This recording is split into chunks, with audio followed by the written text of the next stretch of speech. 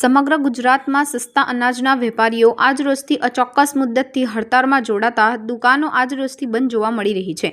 વેપારીઓની વિવિધ માંગણીઓને લઈ રજૂઆતો કરવામાં આવી હોવા છતાં કોઈ જ ઉકેલ ન આવતા આખરે ફેર પ્રાઇસ દુકાનદારો આજથી હડતાળ ઉપર ઉતર્યા છે। આજરોજથી રેશન આપવાની શરૂઆત થવાની સાથે વેપારીઓ હડતાળ ઉપર જતા રેશન કાર્ડ ગ્રાહકો દુવિધામાં મુકાયા છે। વેપારીઓની વિવિધ માંગણીઓ જેવી કે અનાજ આવવાના સમયે મંડળના 8 લોકોનું ઈ-વેરિફિકેશન કમિશન તેમજ લાયસન્સ રિન્યુઅલમાં વધારો જેવી માંગોને લઈ હડતાળ ઉપર ઉતરતા ગરીબ રેશન કાર્ડ ગ્રાહકો મુશ્કેલીમાં મુકાયા છે। કરજણનગર તેમજ તાલુકામાં 55 જેટલી દુકાનદારો દુકાનો બંધ રાખી હડતાળમાં જોડાયા છે। દુકાનદારો જે હડતાળ પર ગયા છે શું કહેશો? હડતાળ પર જવાનું કારણ એક જ છે કે સરકારે ગયા મહિને જે પરિપત્ર જાહેર કર્યો છે તેમાં સરકારશ્રીએ એવું જણાવ્યું છે કે અમારી જે દુકાનમાં કમિટી જે મેમ્બર છે 8 થી 10 જણા એમની હાજરીમાં અમારે માલ ઉતારવાનો, જે દુકાનદાર તરફથી શક્ય નથી કારણ કે માલ કઈ તારીખે ક્યારે આવે છે એ જ શક્ય નથી ગોદામ પરથી, તો 8 જણા અમે ભેગા કઈ રીતે કરી શકીએ।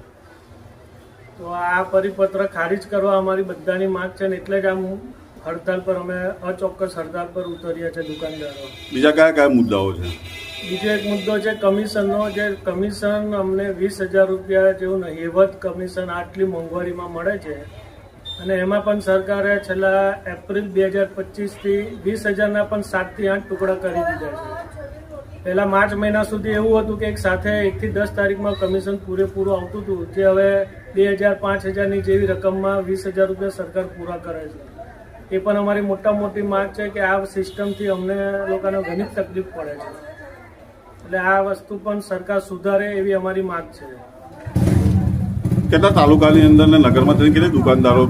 ટોટલ કરજણ તાલુકામાં 55 દુકાનદાર છે, 55 દુકાનો છે। 55 ને તેમજ આખું ગુજરાત અત્યારે હડતાળ પર અચોક્કસ હડતાળ પર છે। ક્યાં સુધી આ હડતાળ રહેશે તમારી? જ્યાં સુધી સરકાર અમારી માંગણીઓ નહીં સ્વીકારે કે અમને બંધ વસ્તુ નહીં મેળવી આપે ત્યાં સુધી અમારી હડતાળ રહેશે। બીજી એક વાત કે અત્યારે નવી નિયમ પ્રમાણે અત્યારે અમારે લાયસન્સ રિન્યુ કરવા માટે અત્યાર સુધી 5,000 રૂપિયા જેવી ફી હતી, જે NSC સરકારના બોન્ડ લેવાના, જે આ મહિનાથી 25,000 રૂપિયા જેવી રકમ કરી દીધી છે। દુકાનદારને તો આ એક જાતનો ત્રાસ જ છે કે 25,000 રૂપિયા એક સાથે કાઢે કઈ રીતે દુકાનદાર? 5,000 જેવી રકમ તો બરાબર છે પણ 25,000 રૂપિયા એટલે ઘણા કહેવાય રકમમાં।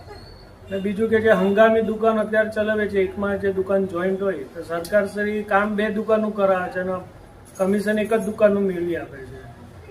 એટલે આવા ઘણા પ્રશ્નો એવા છે જે આ મોંઘવારીમાં અમને પરવડે એમ નથી। અમારે પણ ઘર પરિવાર સાચવવાનો ચલાવવાનો છે। શું નામ તમારું? જીગર શાહ, જૂના બજાર FPS।